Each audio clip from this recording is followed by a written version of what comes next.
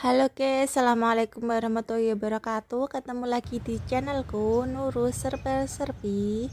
Nah, kali ini aku akan touring ke Candi Sambisari. Nah, sebelum aku lihatkan bagaimana sih keadaan Candi Sambisari, aku akan mengenalkan ke kalian dulu sejarah Candi Sambisari. Candi ini tuh dibangun pada abad ke-9 pada masa pemerintahan Raja Rakai Garung pada zaman Kerajaan Mataram kuno. Candi ini ditemukan pada tahun 1966 oleh seorang petani di desa Sambisari dan dipugar pada tahun 1986 oleh Dinas Purbakala. Nama desa ini kemudian diabadikan menjadi nama candi tersebut, yaitu Candi Sambisari.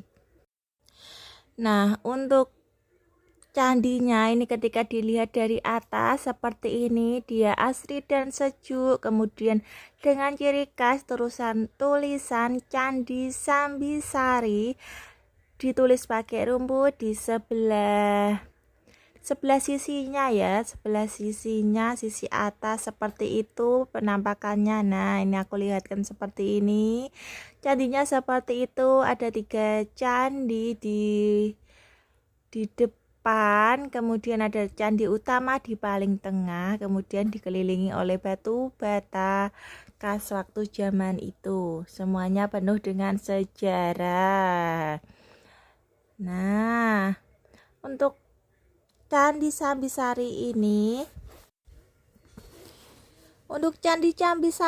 terletak di Dusun Sambisari, Desa Purwomartani, Kecamatan Kalasan, Kabupaten Sleman, DI Yogyakarta. Dari pusat kota Yogyakarta, jaraknya sekitar 15 km ke arah timur laut.